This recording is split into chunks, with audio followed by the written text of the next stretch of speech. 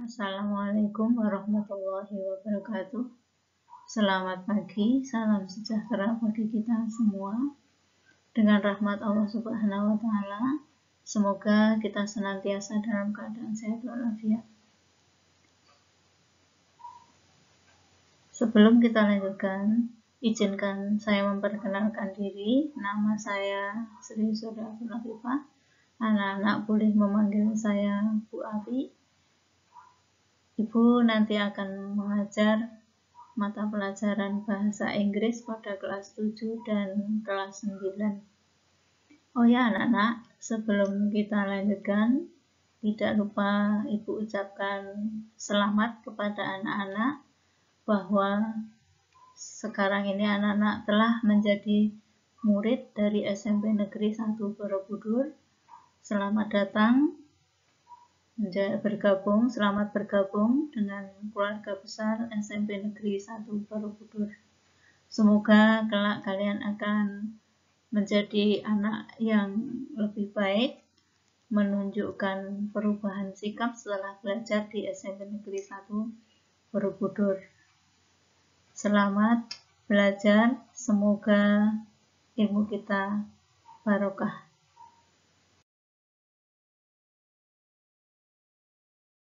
Anak-anakku yang berbahagia, kalian saat ini adalah para peserta MPLS atau masa pengenalan lingkungan sekolah. Oleh karena itu, pada saat ini di 3 hari yang akan berlangsung ini, kalian akan mempelajari secara detail hal-hal yang berkaitan dengan SMP Negeri 1 Borobudur. Baik itu mengenai Bapak Ibu guru sebagai guru mata pelajaran, sebagai waka atau wakil kepala sekolah, akan juga diperkenalkan dengan sarana dan prasarana yang ada di sekolah, mengenai pembelajaran dan banyak hal yang berkaitan dengan SMP Negeri 1 Borobudur. Dalam hal ini, Ibu akan menyampaikan materi yaitu 1. Pengenalan kurikulum dan beban belajar di SMP Negeri 1 Borobudur. Yang kedua adalah pembelajaran daring yang dilaksanakan di SMP Negeri 1 Borobudur.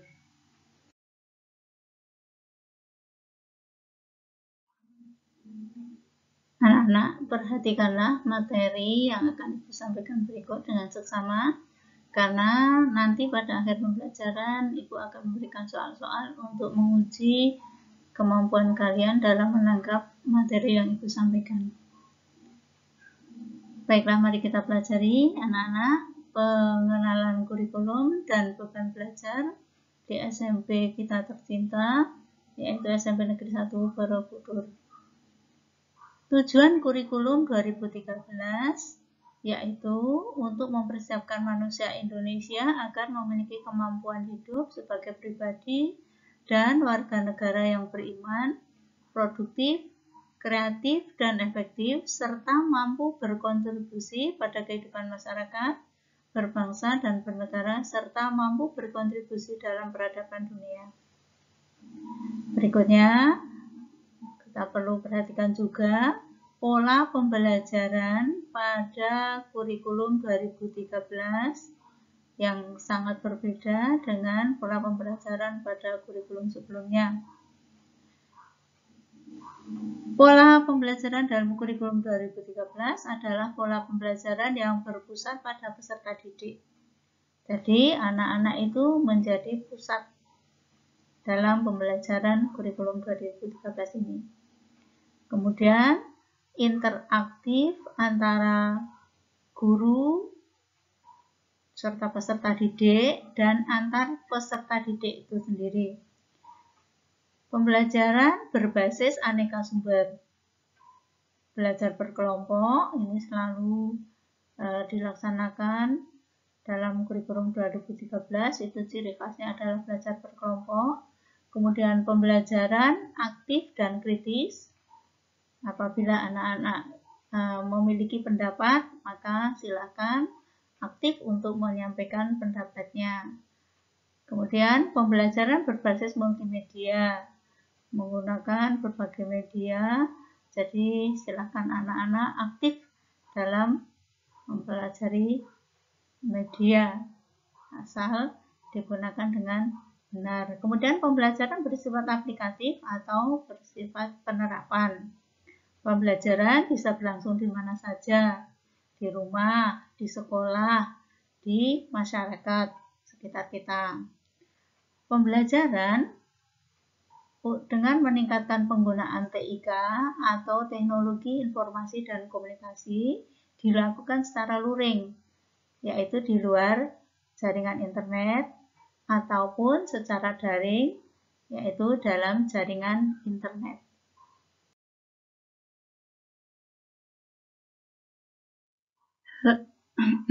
Hal berikutnya yang perlu kalian perhatikan juga yaitu mengenai mata pelajaran dan alokasi waktu pada kurikulum SMP Negeri 1 Borobudur. Perhatikan tabel di bawah ini. Berikut ini ada tabel, di sini ada tabel mata pelajaran dibuat dalam kelompok, ada kelompok A dan kelompok B. Pelajari dulu kita yang kelompok A. Di sini adalah yang termasuk kelompok A itu adalah 1. Pendidikan agama dan budi pekerti. Kemudian alokasi waktu belajar per minggunya pada SMP Negeri 1 Borobudur pada saat normal untuk mata pelajaran agama dan budi pekerti itu adalah 3 jam pelajaran per minggunya. Tetapi di saat pandemi COVID, kita hanya melaksanakan atau menyingkatnya menjadi 2 jam pelajaran, sehingga masih ada 1 jam pelajaran yang sebetulnya harus dipenuhi. Nah, 1 jam pelajaran ini kalian tetap melaksanakannya di luar jam pelajaran yang tersedia, yaitu dengan melaksanakan penugasan. Dalam hal ini adalah penugasan mandiri terstruktur dan mandiri tidak terstruktur. Ini juga dari Bapak Ibu Guru yang kalian kerjakan di luar jam yang sudah ditentukan. Berlaku juga untuk mata pelajaran pendidikan Pancasila dan kewarganegaraan. Ini juga sama, pada saat normal jamnya 3 jam per minggunya, kemudian pada saat pandemi COVID hanya 2 jam, sehingga sisa 1 jamnya itu dipenuhi dengan melakukan tugas atau dengan mengerjakan tugas mandiri terstruktur dan mandiri tidak terstruktur. Kemudian berikutnya kalian bisa memperhatikan untuk mata pelajaran bahasa Indonesia itu normalnya adalah 6 jam.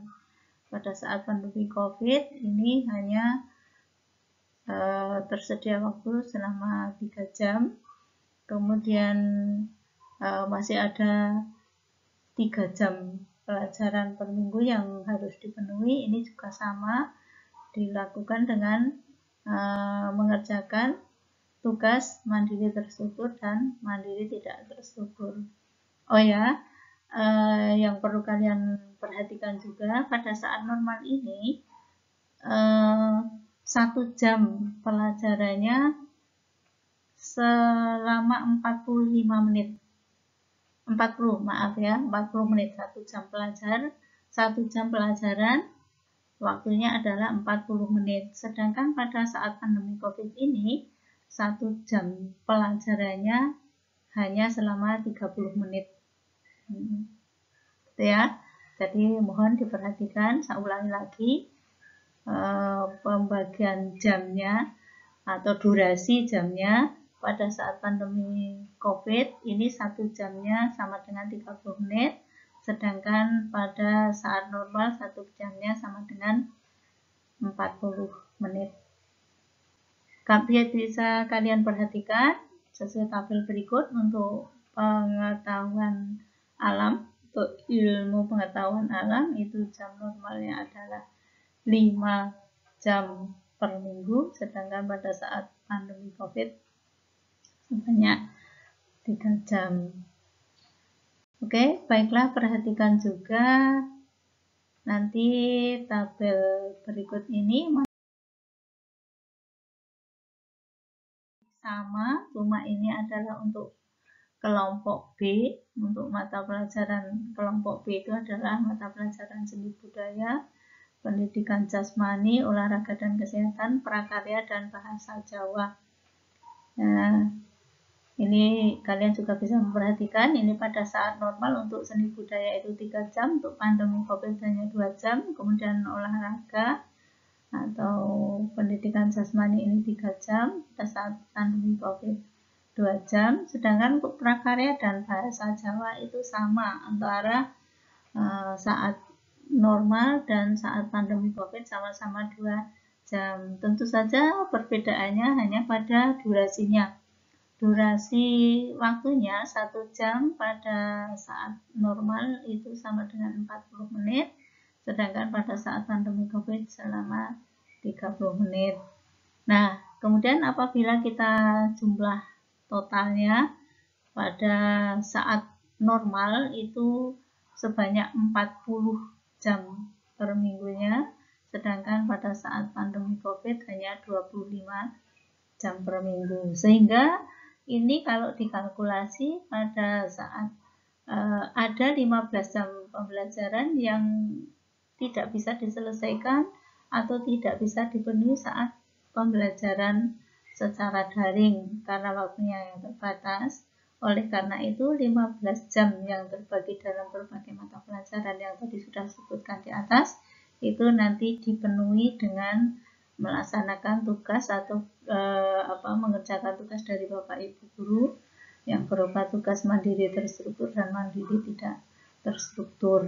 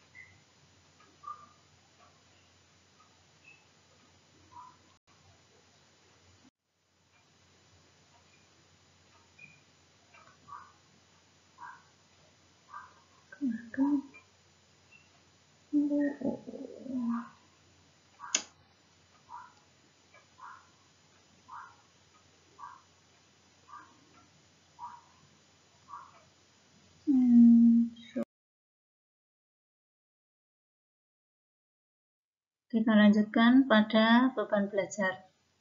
Beban belajar merupakan keseluruhan kegiatan yang harus diikuti peserta didik dalam 1 minggu, 1 semester, dan 1 tahun pembelajaran.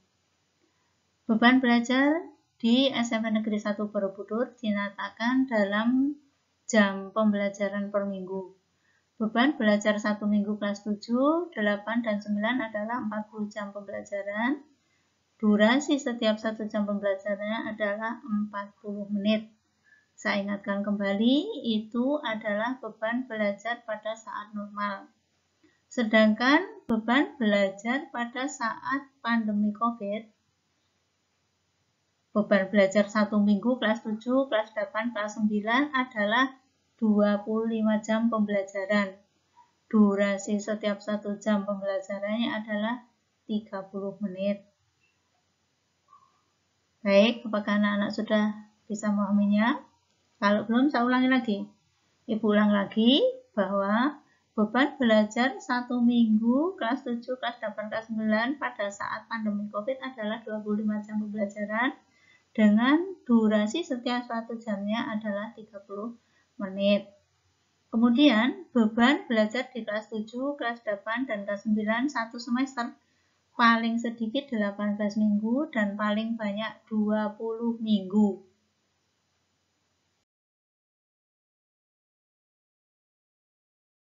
Beban belajar di kelas 9 pada semester ganjil atau gasal paling sedikit 18 minggu dan paling banyak 20 minggu. Beban belajar di kelas 9 pada semester genap paling sedikit 14 minggu dan paling banyak 16 minggu. Sedangkan beban belajar dalam 1 tahun pembelajaran paling sedikit 36 minggu dan paling banyak 40 minggu.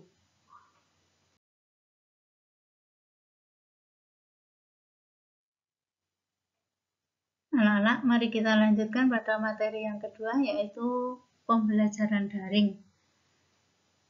Tadi sudah disampaikan apa itu daring, maka saya ulangi lagi, atau bisa Ibu ulangi lagi. Daring adalah kependekan dari dalam jaringan. Maksudnya adalah proses pembelajaran atau proses belajar mengajar yang dilaksanakan melalui sambungan internet atau online.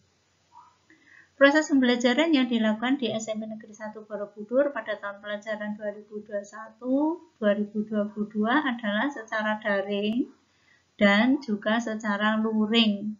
Saya ulangi lagi, dilaksanakan secara daring dan luring.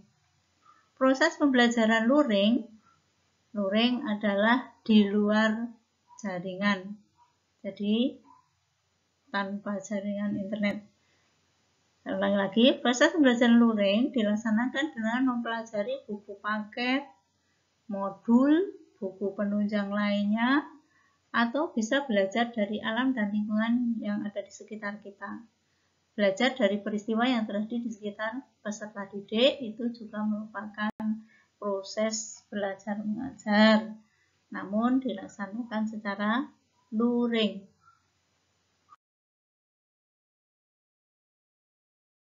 Berikut kita sampaikan atau Ibu sampaikan macam-macam praktik pembelajaran daring pada SMP Negeri 1 Borobudur. Yang pertama adalah pembelajaran melalui grup WA kelas. Nah, dalam hal ini anak-anak harus memastikan diri bahwa kalian itu sudah masuk ke dalam grup WA kelas. Grup WA kelas tersebut beranggotakan 1 wali kelas.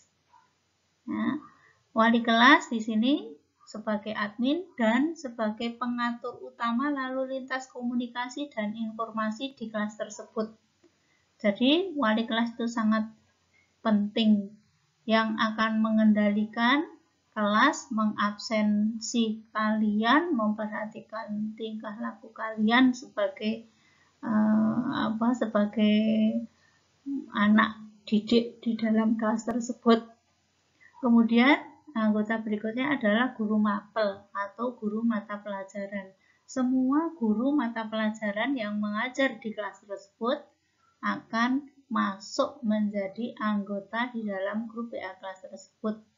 Nah, karena nanti Bapak Ibu guru mata pelajaran itu akan menyampaikan atau akan meng-share bisa materi pelajaran, bisa saja dalam bentuk PowerPoint atau dalam bentuk tulisan yang lainnya melalui grup kelas tersebut. Jadi, jangan sekali-kali anak-anak abai terhadap grup WA kelas. Jangan hanya membuka grup WA kelas saat absen saja. Perhatikan pada saatnya nanti kalian akan mendapatkan jadwal pelajaran yang disampaikan kepada anak-anak dari hari Senin sampai hari Sabtu.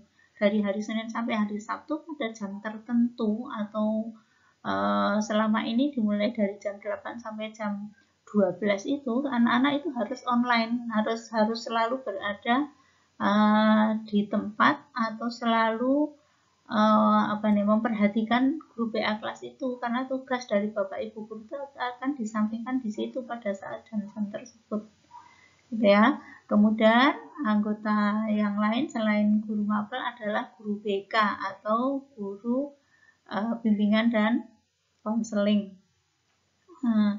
Apakah guru BK ini sangat penting? Penting sekali. Bahkan dalam awal-awal pembentukan grup ini yang sangat sangat berkontribusi adalah guru BK.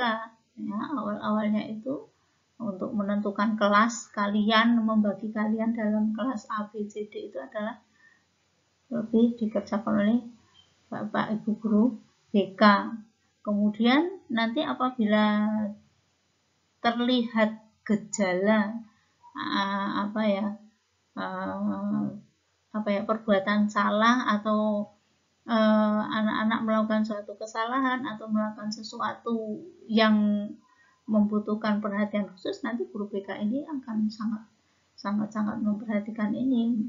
Bisa ditambah dengan barangkali misalkan ada permasalahan anak didik, misalkan malas dalam mengerjakan tugas-tugas dari Bapak Ibu guru, ini nanti Bapak Ibu guru mapel, bisa juga wali kelas nanti akan melaporkan atau berkonsultasi atau berdiskusi dengan guru BK untuk melakukan tindak lanjut terhadap anak-anak yang bermasalah ini.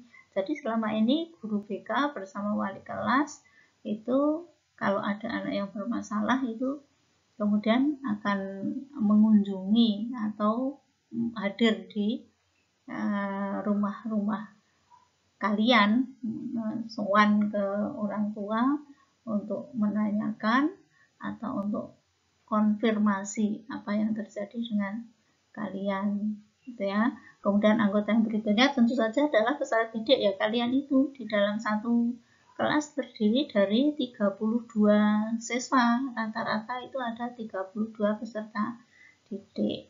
Nah, disitulah akan sangat penting sekali grup WA ini. Jadi saya ingatkan kembali, jadi kamu itu jangan abai dengan grup WA kelas. Jangan sampai kamu tidak tahu bahwa ada tugas dari Bapak Ibu guru yang disampaikan di situ, kamu abai. Karena apa? Karena kamu tidak membacanya.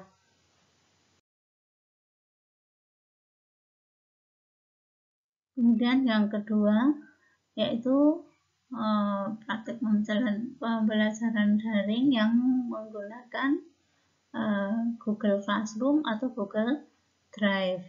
Nah, dalam hal ini itu sebenarnya tugas kalian mudah saja, gampang saja. Yang pasti anak-anak itu selalu memperhatikan grup WA kelas.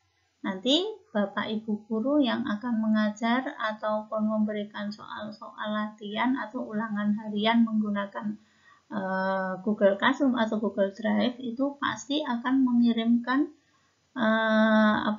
link atau kode atau akan membagi link atau kode pada grup WA kelas, ya. Contohnya adalah seperti berikut ini. Nah, nanti misalkan ini ya, misalkan Ibu menggunakan Google Drive dan akan mengirimkan tugas kepada kelas 9B, maka Ibu tuliskan ini link untuk kelas 9B. Di sini tertulis http //drive.google.com dan seterusnya semacam ini. Biasanya nanti tersana di dalam di dalam alamat atau kode tersebut nanti akan tertulis dengan warna kebiruan itu ya. Jadi anak-anak kalau sudah mendapatkan share link atau kode tersebut, maka anak-anak tinggal ngeklik itu yang biru-biru itu, alamat yang biru-biru tinggal klik, nanti otomatis anak-anak sudah masuk di dalamnya. Nah, nanti setelah mengeklik tersebut, nanti anak-anak sudah langsung tahu apa yang akan kalian lakukan. Apakah di situ mungkin Bapak Ibu guru itu menge-share materi yang harus dipelajari, kemudian di bawahnya ada soal-soal yang harus dikerjakan, ya kerjakan saja. atau barangkali itu di situ berupa atau berisi ulangan harian yang harus dikerjakan. Ya sudah, buka, kemudian kerjakan di situ juga, karena biasanya itu sudah dibatasi dengan waktu tertentu, jadi tidak dibuka seterusnya. Ya, ada Bapak Ibu guru yang sangat baik hati, itu dibuka tanpa tak terbatas waktunya, gitu ya. Jadi ada yang membatasi. Nah, misalkan dibuka dari jam sekian sampai jam sekian, sehingga setelah jam yang ditentukan anak-anak tidak bisa masuk lagi ke sana. Maka bersegeralah dan memperhatikan itu. Jadi perhatikan, share dari Bapak Ibu guru yang memberikan pembelajaran melalui Google Drive atau Google Classroom. Jadi perhatikan, terus nanti anak-anak tinggal mengeklik kode atau link yang berwarna kebiruan itu mudah. Sebenarnya tugas kalian itu sebenarnya mudah, Bapak Ibu guru aja yang susah itu dalam menggunakan Google Drive atau Google Classroom. Itu Bapak Ibu harus membentuk kelas dan sebagainya, tapi itu kan sudah, itu tugas Bapak Ibu guru. Yang di-share ke anak-anak itu adalah hal yang mudah, kalian tinggal klik itu sudah nanti masuk ke ke link yang dimaksud. Tinggal nanti di sana apakah di sana itu berupa soal yang harus dikerjakan atau entah itu berupa materi, ya sudah langsung lakukan saja sesuai dengan petunjuk di situ. Demikian ya anak-anak, itu yang menjadi perhatian itu, ya itu anak-anak itu harus sangat memperhatikan grup WA. Jadi sering terjadi itu orang tua datang, dia tidak ada share, tidak ulangannya tidak di-share. Lah wong kamu tidak memperhatikan kok tidak membaca, nanti begitu akhir-akhir tugas kamu numpuk, jadi susah mengerjakannya. Oleh karena itu ya perhatikan, makanya perhatikan jadwalnya, kemudian kamu harus siap sedia di pagi hari dari jam 8 sampai jam 12 itu.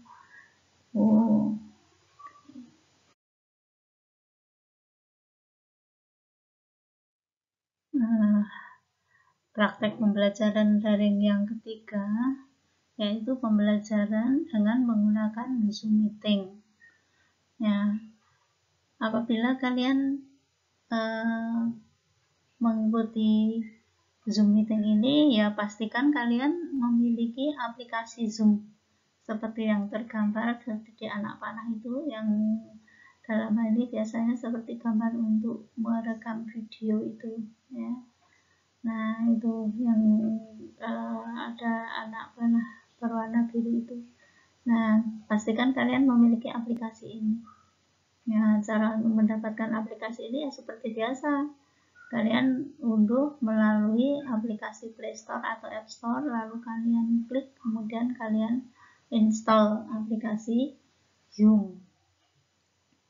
Ya, ulangi lagi, kalau kalian mengikuti pembelajaran daring menggunakan Zoom Meeting, maka yang utama adalah di dalam gawai kalian harus ada aplikasi Zoom.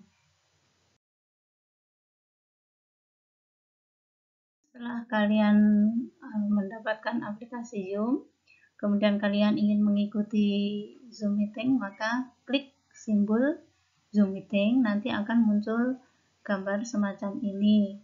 Nah, kalau kalian ingin langsung mengikuti Zoom Meeting, maka kalian klik pada Join Meeting. Saya ulang lagi, klik pada Join Meeting. Setelah klik Join Meeting, nanti anak-anak dituntut untuk mengisi ID. Di bagian atas sana itu nanti ada tuliskan ID. Nah, ID ini biasanya sudah di-share oleh Bapak Ibu guru terlebih dahulu apabila Bapak Ibu guru ingin menggunakan pembelajaran dengan Zoom Meeting. Nah, tinggal nanti ID yang sudah dibagikan oleh Bapak Ibu guru itu kalian salin di bagian atas itu tadi. Pokoknya di sana ada ada tanda untuk mengisi, ada tanda atau tempat yang minta diisikan dengan ID-nya. Nah, ID ini pasti sudah dibagi atau di-share oleh Bapak Ibu guru. Kemana lagi ya? Ya sudah, ya tentu saja melalui grup WA, yang sudah ada. Nah, tinggal kalian salin ID tersebut, tuliskan di atasnya, lalu klik join. Nah, setelah itu kalian bisa menikmati Zoom meeting, bisa bergabung di dalam pembelajaran Zoom meeting tersebut. Kalian bisa berinteraksi, bisa bertanya kepada Bapak Ibu guru langsung, bisa komunikasi juga dengan yang lain. Maka ya seperti itu, silahkan kalian tinggal menikmati, gunakan sebaik-baiknya, bicaralah jika perlu. Nah, kalau kalian ingin bicara ya klik tombol